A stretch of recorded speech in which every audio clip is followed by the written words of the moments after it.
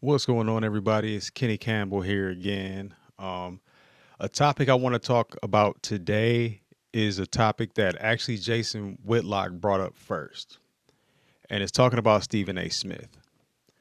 So, what I've noticed in really just this past year is the pivot that Stephen A. Smith is making towards politics, and it's for multiple reasons. One, sports viewership is just in general going down. Why is that? It's so much stuff outside of sports going on in the world that like it's almost impossible to actually focus on or like pay attention to what's happening in sports. I'll give an example. I'm from Milwaukee, Wisconsin. I'm a homer sports teams wise. I'm a Knicks fan, but that's a whole different story. But the Bucks won the cup. The Packers are in the playoffs. The Brewers had a good year. Brewers, they don't really focus on baseball in general and sports talk, so that's more of like niche online, like John Boy or like those type of websites or those type of channels. But I haven't really even paid attention to what the Packers have done really since the election. And I'm one where I've tried my best to kind of just stay away from all of this nonsense. But it was something very ironic that happened. In the two events that happened in Vegas and New Orleans. I was actually just talking to my mom about this. Um, in April, I went to New Orleans, right? And my hotel, I stayed at the Marriott, was literally outside and around the corner, like legitimately around the corner from where that attack happened. It's a restaurant. It's like a fast foody place. I forgot what it's called, but they have red letters. I know. And that happened right there because Canal Street turns into Bourbon right there. And that's where he drove down, and where he ended up getting killed at was before he got to the actual Bourbon Street where people are actually walking at. And when I went to Vegas and for my birthday, I was actually staying at the Trump Hotel. So I seen those, and I don't really want to discuss them because it's so much that goes along with that, and it's so many people. It's enough people on the internet talking about those situations. So it's no point for me to even give my 2 cents because it would be just another commentary that sounds like the other commentary of it. If you don't know who Ian Carroll is, though, on Twitter, go search up Ian Carroll. He gives a good explanation of what I think is going on right now for that. If you wanted my opinion on it, it's very similar to what Ian Carroll is thinking right now about that. With Stephen A. Smith, right? So I noticed after prior to the election, and actually I'm gonna step it back because I'm gonna show you. I'm gonna try to display how Stephen A. Smith is. He's just parroted. He's being told you would need to go into politics. Like it was a Jason Whitlock episode. I'm gonna try to find it and maybe even put the clip in here. But he talks about how he is being primed up as the black people's Joe Rogan. And the thing is, I think the powers that be, whoever they are, whoever controls like the media and all that stuff, and kind of how it's clear now that the media is controlled. So if you don't think the media is controlled, you're on the late show if you're watching this. So if you're saying, oh no, that's just conspiracy, it's just all happens organically, you're so far behind that you need to do research and kind of catch up to what's going on here and how this game actually works. At some point, I'm like, okay, it's decent. It's okay that it's controlled because it's a lot of money involved there, and I understand a lot of people have investments involved there and all of that good stuff. But with the Stephen A. Smith, I think that the powers that be believe that Stephen A. Smith is able to sway the black opinion, which he might be at some level. But we've seen Stephen A. Smith be wrong about a lot of different things. So Stephen A. Smith at ESPN, you saw ESPN one, they work him like a dog. Um, he is involved in every single sport. The one sport that he could not be involved in was MMA, and I'm a big MMA fan, clearly. And I used to train. Now I don't train really as much at all anymore, besides like punching bag and stuff.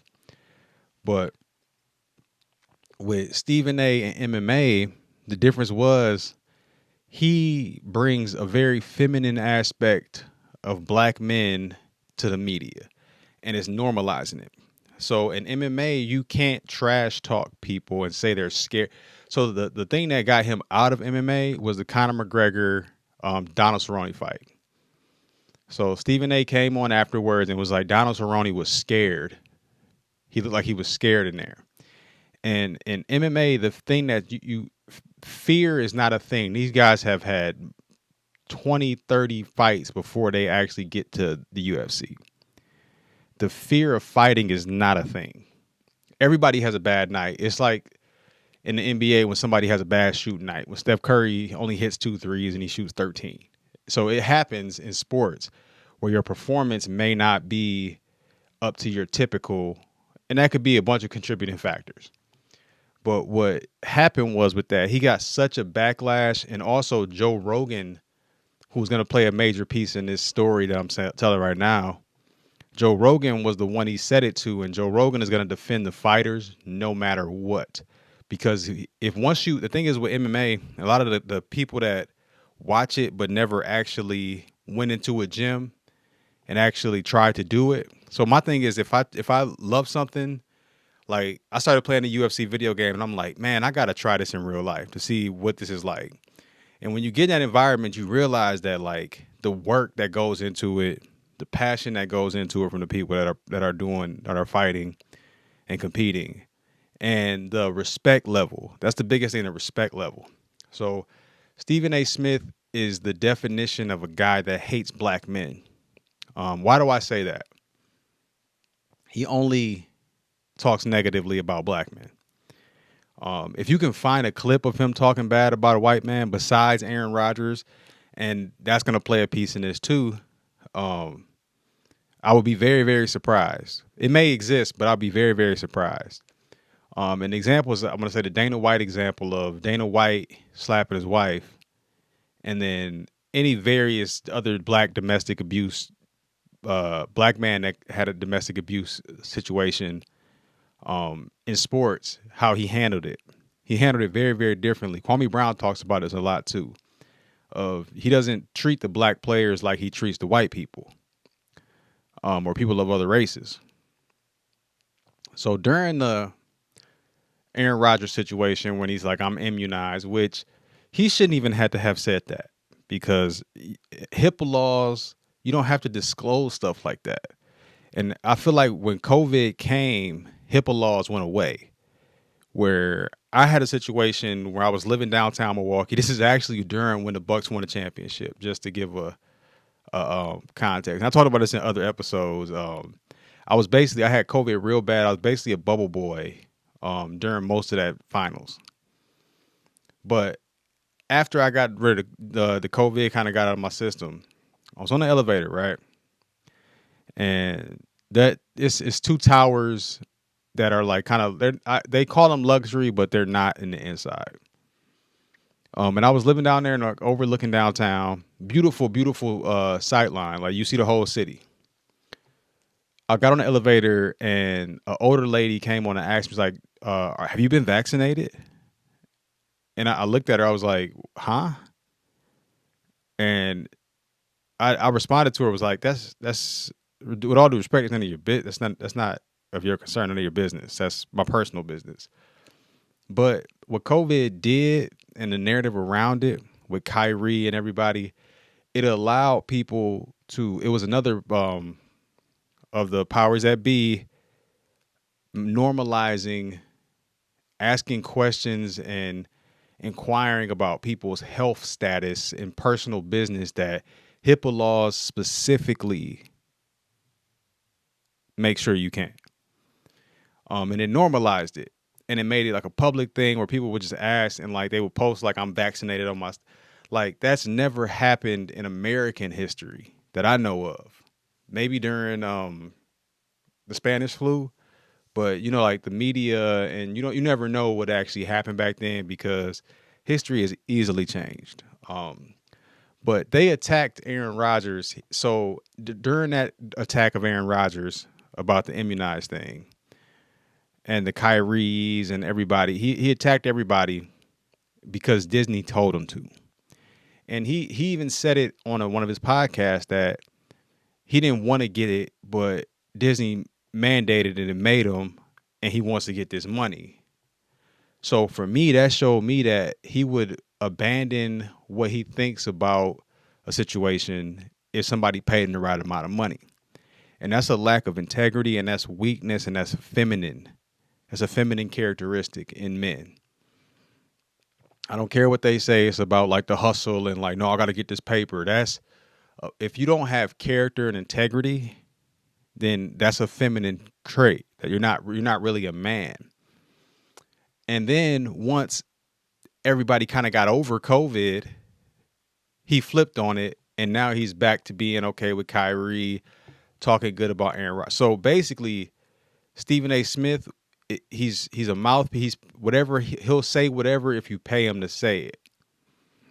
And so I started to see this turn towards the end of the election, but definitely after the election, of him on his podcast that I've seen clips of. I haven't really watched a full episode of it, but seeing clips of him starting to focus on political issues and talking about the Democrats and going on The View and going on Bill Maher and going on the typical political type podcasts and shows. And what Whitlock said was, and I'm not sure on this, they were trying to prime him to run for office. I think that agenda got switched because it's a Jimmy Dore episode that I will put in here, a clip of it, and it's a lady talking about how the intelligence agencies bring in journalists, tell them what to say, and then send them back out, but they make it as an experience for them and make them feel important.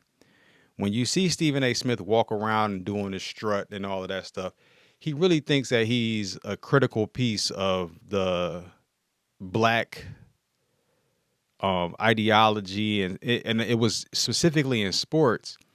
But again, on this pivot to now news and politics, he is saying things that are obvious about the Democrats that everybody else has been saying for a very, very long time. And that's the part that frustrates me with all the talk about the politics stuff, about how the Democrats ran Kamala Harris and they didn't have a primary, and they basically laundered a bunch of money and gave it to all their friends, and they took money from regular people and gave it to billionaires, et cetera, to Oprah and Beyonce and et cetera. Y'all know all of that stuff. But the angle that he's taking with that is that, oh no, I saw this before everybody else. And he's saying things like they're not common sense and they're not obvious and on the surface. And the reason he's doing that is because Stephen A. Smith has a very, I honestly don't think he's very intelligent, or I won't even say intelligent because I don't want to attack a man for that. I don't think he has a lot of foresight and a lot of wisdom of how stuff is going to go. So I watch pretty much all the news channels, every genre, liberal, conservative, whatever. That's my hobby. I enjoy doing it. It's starting to get frustrated. I kind of backed off of it a little bit recently just because everybody's talking about the same stuff over and over again, giving the same points over and over and over and over again about the same topics over and over and over again. And with Stephen A., he's talking to an audience that typically doesn't watch those other sites. So it does sound like he's saying groundbreaking stuff, but he's really not. he's saying basic borderline. He talks in talking points.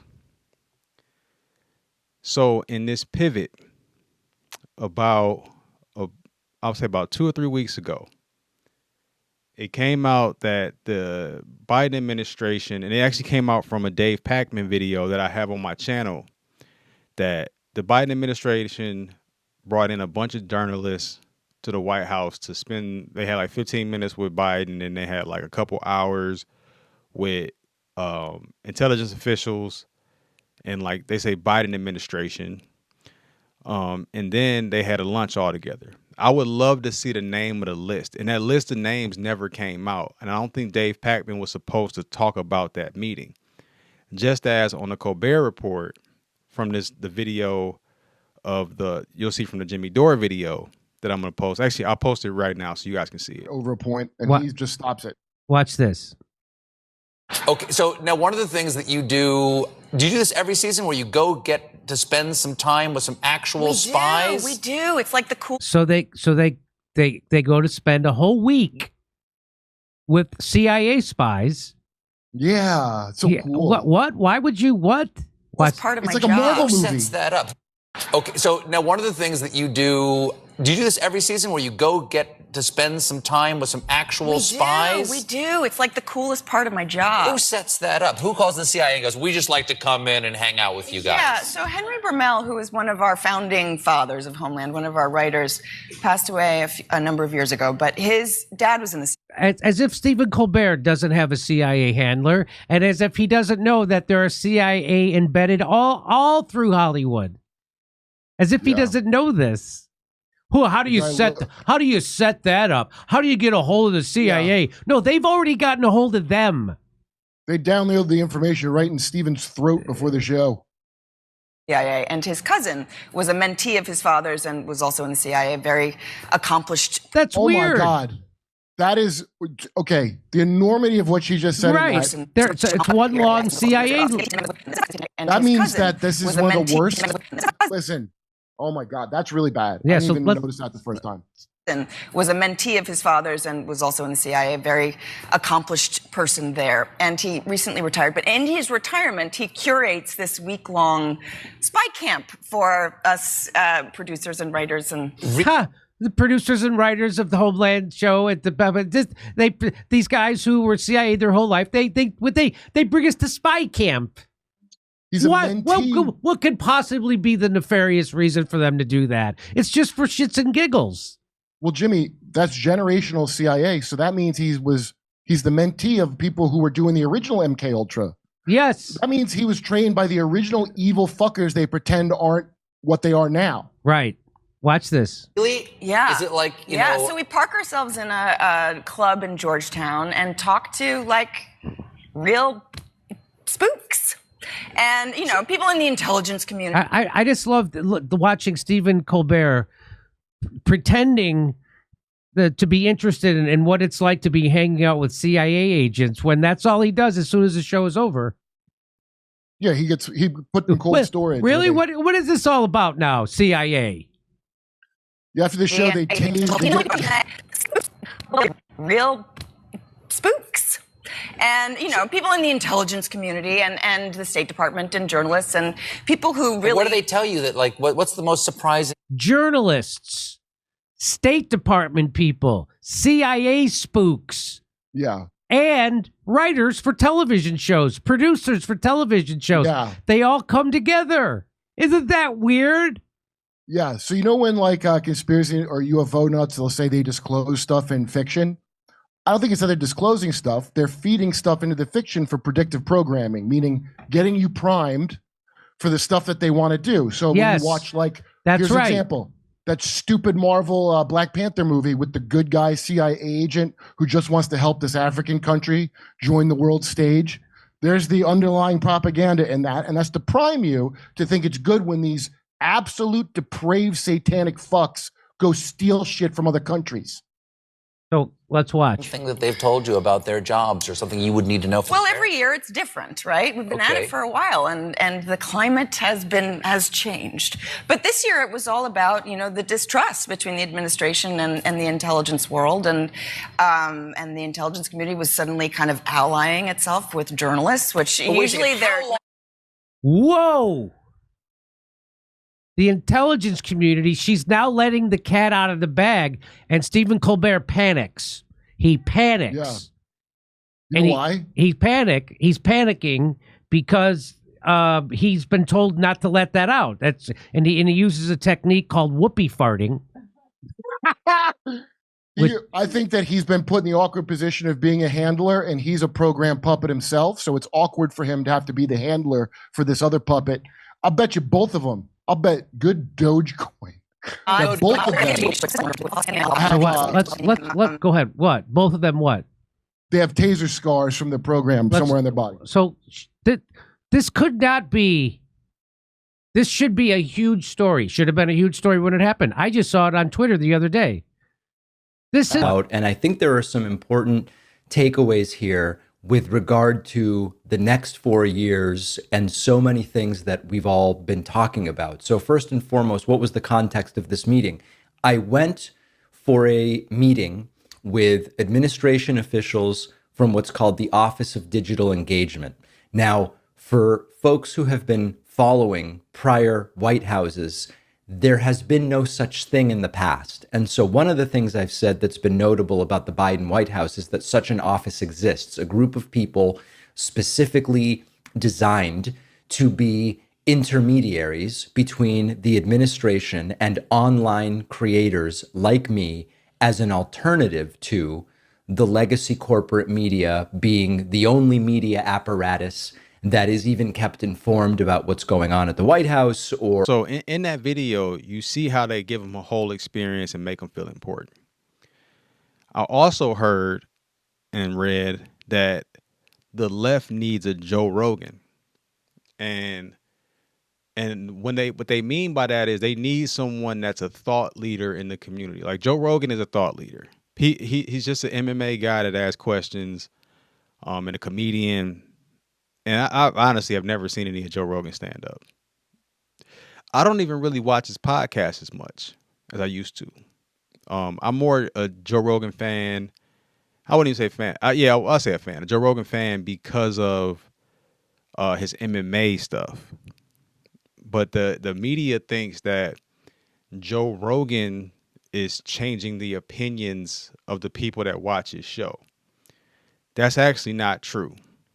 What happened is if you actually were keyed in, and that's the thing, a lot of these people in media that are at a high level, the Stephen A's, the Rachel Maddow's, like that group, they're so disconnected from actual real life because they've been rich for a very, very long time. So they don't have many interactions with the everyday person. That's the benefit. That's why YouTube and these type of sites get so much traffic, because the people that are on YouTube typically have a regular life. We're not millionaires. Some of us ain't even thousandaires. We live regular life and we talk on the internet. And we talk to our specific crowds. What happened with Joe Rogan was because that Joe Rogan's a right wing, and they always use right wing. If you don't agree with the Democratic platform, you're right wing, which is not a true thing. Because I'm not a right winger. I actually don't agree with either platform. So I would be the form of an independent, but I also refuse to. People are like, oh, you don't vote? No, it's not that I don't vote. I refuse to vote. I withheld my vote because no one came and got it. And I'm not going to just vote for anybody if I don't agree with what they're talking about. Just to fit in with the group of who I'm supposed to vote for as a black man. And that's what pisses a lot of white liberals off, by the way, that I won't pick a side. That I'm just like, no, I don't agree with either side. So why would I go with some stuff I don't agree with? Why would I sign my will over to people that I don't agree with what they're doing? And I can see through the bullshit of what they're doing, because essentially both sides are very, very similar and corrupt and all the negatives, and you can say who was behind it. I don't care at this point. I'm just annoyed with it more so. With Joe Rogan, what happened was Joe Rogan actually, his audience actually pushed him right. I guess you could say right. Pushed him that way. He didn't start talking about that stuff until his audience was already those people that believe this stuff. And what they're trying to do with Stephen A. Smith is artificially create a black Joe Rogan. Why? Because you have so many safeguards in there where you can, if anyone like does a video like this that's non-black, they can call them racist. It's the same thing they do with Obama. They do with all black figureheads that they put up in front of the black community and say, oh, you all are black. You're supposed to listen to this. And that's why I say, people say that the right is racist. I disagree. Even yesterday, I was actually in Mequon. And if you are from Wisconsin, from Milwaukee area, Mequon is a very, very wealthy area. So most of the Bucks live in Mequon, River Hills, that area. It would be like our Manhattan. Nah, I wouldn't say that. It would be like our Hamptons in Milwaukee. That's the version of it if you're from New York. I got a lot of New York listeners. So I'll go to a gas station. I see a college age, maybe a little bit older white guy talking to he must live around there too because he knew the guy. He was like, okay, hey, Joe, and like talking to him. And I went to the bathroom real quick. I had to pee real bad. And I grabbed my stuff and I went to the counter and they were finishing up a conversation about, it was kind of a political conversation talking about how universities are essentially brainwashing academies to teach the youth things that's not really a reality of how life works. And it was an older white guy that was running a gas station. And when I got up to I'm a talker, y'all. So when I got up to the counter, I was like, hey, overheard your conversation. I 100% agree. And I was like, I had my lanyard on. I was like, I actually worked for a university, and that's why I left, because I saw that happening firsthand, and behind the scenes, I saw the intentions behind it, and I heard the backroom conversations. And me and him probably had like a 2-minute conversation about the election, about Trump, and about he brought up Trump being shot, and we don't know anything about the guy that shot Trump, but we know everything about the guy that shot the healthcare CEO. And so it was a quick conversation, and I went and got in the car. And what I realized is the left is the group that you can't have conversations about that. Because me and that guy disagreed on what, I disagreed with him. I was like, I don't think that the Republicans are the answer either. And he listened. He didn't oh no, you're just a leftist, and whenever I have conversations like that with people that are on the left or like registered or professed Democrats, they immediately jump down my throat and call me a sellout. Like, how could you even support anything like that because you're black? And I don't think they understand what they're saying there. Am I brown skin? Yes. One, I'm not black. This is black. I'm brown skin. I'm an American first. Before anything, I'm an American first. When people say they don't see color, most people that say that see color 100%. Everything is about race. And I've noticed on the left, on the right, everything is it's more about jobs and it's about America. And on the left, everything is about race, every single thing. And what they do is they put every race in a category that all of y'all act the same. That is the definition of racism. That's why I try to explain to people, the left is they're the actual racists. It was no reformation. The parties never changed. The Democrats but pre-Civil War, the Democrats were the party of racists and the party of that wanted to keep, they were the party that gave Lincoln was a Republican. They gave Lincoln the trouble And also, Lincoln didn't. The Civil War was not about slavery. That aspect did come in until it was beneficial because you take the labor force away from the South, and they don't have the money to fund the war. So it was a strategic move, not an intentional move. So when they see Stephen A. Smith, the powers that be think that we're a monolith. That, oh, black people like Stephen A. Smith because he talked about basketball. That's how they think of us. And once I realized that's how they think of us, that's when I stopped taking their opinions so seriously. 'Cause I'm like, these people are at essential, like remedial or racist or just dumb in general. If they think that all people that look alike think alike, that's the part that a lot of people are missing in this. And Stephen A. Smith is being primed to be the next Joe Rogan. And I want to give an example of this. Mike Pence. And people are like, wow, where Mike Pence come in this? Mike Pence started off as a radio host in Indiana. And then he got into politics. And they're going to try to do the same thing. Like right now, people are like, no, that won't happen. It's the same. Like the thing is, I've learned with the people that the powers that be again. They use the same strategies. They just switch the people because they don't change their ideology. They think it didn't work because they blame the person to why it didn't work, not the strategy to why it didn't work. And that's the part that I think a lot of people don't understand, that they're not creative people. They don't have that God connection to where you can actually create. They're not connected to anything. So they can't come up with some new scheme or new plan. They just run the same plans over and over and over again. And it's more of a war of attrition than a war of creation, a war of like invention. So we're going to wear these mofos down. So when they prop people up like Stephen A. Smith, it's ultimately going to fail. Why? Because one, no one trusts Stephen A. Smith. No one trusts his word. No one trusts what he says. His background is very sketchy. They try to bring Mark Jackson in to justify his background, but someone that talks about basketball, and I'm going to bring it back to basketball. Someone that talks about basketball, but we have nobody can talk about playing with you on a team. No one can talk about anything you did. Like even with me, I don't talk about basketball that much. I talk about football more, MMA. MMA because I'm more recently involved in MMA.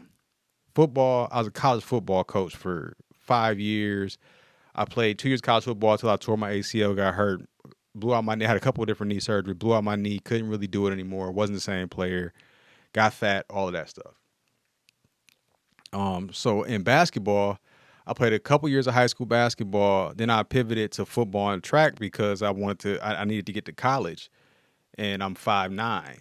So basketball wasn't going to be my ticket because I saw the writing on the wall when freshmen came in and were given opportunities, rightfully so in some cases, were given opportunities over me. And I was like, oh, so if that's happening now, it's damn near going to be impossible for me to get to college doing this. And my whole goal for sports was to get to college. It wasn't to go pro. It was to get to college because I grew up in one of the poorest neighborhoods in the U.S., at least in Wisconsin for sure. So I was like, and my parents couldn't pay for college. So I'm like, all right. And they both work full-time jobs, but college is expensive. So I'm like, my parents can't pay for it. I don't want to put that burden on them. So I got to find a way to get to college to where I can do this a little bit cheaper and have a little bit easier route to get there. And so I chose football, and track was to help with football. But you can go back, and it's many people that can tell you stories of me hitting game winners or me playing or me hitting shots from my high school days, from my AAU days. And I don't feel qualified to talk about sports or about basketball. And Stephen A. Smith talks like he played, and he'll actually talk negatively and disparage players that played, that had great NBA careers, opinions, and act like he knows more when he's really never been in the locker rooms outside of being a reporter in that locker room. He was never part of those teams. He was never in those he didn't do any of the work to get to the place where he's at to speak on what he's speaking on. And that's what's going to happen again in politics, because he's just going to report what his handlers tell him to say. So right now, the climate is the Democrats they have made bad decisions. So he's going to talk about them, but he's also going to do it with kid gloves so he doesn't piss anybody off too much. Because they can't talk too negatively about the Democrats because they need that power base there. And it's still a power base of old money that's sitting there that are Democrats. So what he's going to do is he's going to tote the line, and then the next election cycle, he's going to be all for the Democrats. I see Cenk Uygur doing that. I see Anna Kasperi. I see the people on the left that are tiptoeing that line. For the most part, all of them are doing the same exact thing. They're going to talk shit about the Democrats, but eventually, once the next election cycle comes, they're going to tell you to vote for them. And I'm hoping that the black community doesn't fall for this. So I know that was kind of a roundabout, but I hope y'all understand what I'm saying. And I hope y'all can see through this guy of what he's doing right now, because it's very, very like the people like him are the people that are the most dangerous people for the black community, because he has a platform and his message isn't authentic. Now, if he truly felt these ways and truly felt this stuff, I'd be like, hey, good for Stephen A. Smith. I'm not a hater of Stephen A. Smith. I just don't think he has any integrity or character from his prior behavior. So I'm not accepting that he just had a change of heart and is just enlightened now that he understands what the game is. Because a lot of these media personalities understand exactly what the game is because they're being handled. So they have to know what's going on. And they're not saying it, so I don't trust them. The thing with Joe Rogan, why Joe Rogan is so popular, is because people trust Joe Rogan. It's not because Joe Rogan is just popular. It's they trust him because he's consistent. He's been consistent. Joe Rogan came on my radar 15, 16. And he's been consistent the whole time. I can't really think of something that he also is one that if he's wrong about something, he'll say he was wrong about it, or he's open to listening to outside voices. Ultimately, y'all, what I want y'all to tell y'all, it is not about left, right. It is not about race. It is not about gender. It is not about any of that stuff. It is about class. The people with money. And when I say money, I'm not talking about millionaires. I'm talking about 100 millionaires and up. I'm talking about money. It's about 4 different classes. I was thinking about this yesterday. It's the wealth class. It's the education class. It's the working class. And it's everybody else. How that breaks down is the wealth class may be 1%. That's that 1% they talk about.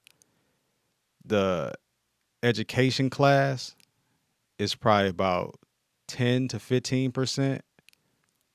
And I might get these percentages a little bit wrong, but I'm going to try to keep track as I go because I'm doing this off the top of the head. The working class is probably about 30 to 40%.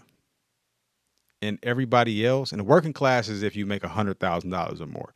You got $100,000 coming into your house or more. So that could be 2 people, 1 person, you know what I mean? If you net gross under $100,000 a year in your household, that's everybody else. That's the majority. It's probably 60 or 70% of the country. And that's who they have to manipulate to get the vote. That's who they're aiming at on their votes. That's why when you hear Trump talking about populist stuff, he's aiming at that group because the other 3 groups, he lost the education group 100%. They're gone. They're brainwashed by academia. The working class is with Trump. The 1% doesn't have a country. They don't care. because whatever happens, they can just move to whatever country that fits what they want to do. They can just move there and live there. They may be citizens of the U.S., but they can live wherever they want. Like, you can buy visas, you can buy passports, you can buy that stuff. So money talks. So they go wherever they want. That large proportion of everybody else, I say like 60% of America, that's who they are pushing stuff to. So, because it's a poor class on the liberal side, but they don't think they're the poor class. On the Republican side, they know that they're being taken advantage of. That's why they flock to Trump. It's not about the racism, or that's why they don't care the stuff he said. It was like, he's at least talking to us, and the other group is just calling us racist white people, because people always forget the majority of our country is white. It's the white lower class is the majority of our country. And I think that these media and the television and what y'all see makes y'all think that everybody has money. We are at the poorest state that we've ever been in America right now. During COVID, it was an extreme shift of wealth upwards. So everybody's broke. People won't say it publicly because they're shamed or embarrassed about it, but everyone's having money issues right now. And that's the demographic that gets you in those chaotic, like desperate situations. And that's, people are voting out of desperation, not out of choice. So that's why I didn't vote this year. I was like, I'm not voting out of desperation for either of them. And one more thing I want to say about the black community. To get to that next level of evolution, we have to stop the idol worship. What do I mean by that? We have to stop seeing these people that are propped up by the powers that be as better than us. When I say I've been around these people, you don't want their lives. It's not what it seems. It's not what it seems. And you think, because especially this younger, like the Gen Z and younger, they think because they see these podcasts of these people talking about, like, and it's shown through the women talking about, oh, I need a man with 6 figures, or you'll see a woman like just flippantly say, oh, I need my man to make $1 million. Like, do you understand how much money that is? And I go back to it. Why do you need that much money? Were you raised with, was your dad a millionaire? Was your mom a millionaire? Your life looks pretty good. So why do you need that? As long as you have, I had a conversation with a friend yesterday. As long as you have a roof over your head, you have food to eat, you have people that love you, and you can be at peace during the day. You don't need all the material stuff. You don't need all this new stuff that comes out. You don't need it. And that's what's hurting our country so much right now, is that we think that it's keeping up with the Joneses on steroids right now in America, while also everyone is poor and everyone is struggling and everyone is broke. So do what you got to do to survive, for sure. But to thrive for real, you have to thrive spiritually. It has to be something inside. What are you connected to? What are you doing? This is what I ask when I work with the youth now. This is what I ask them. When they say, like, yeah, I want to be a millionaire. Or I had a old classmate that talked about that. I used to be a friend that played professional sports, that was like, yeah, I'm going for the billion club. And I want to ask, why? Why do you want $1 billion? That's an ego thing.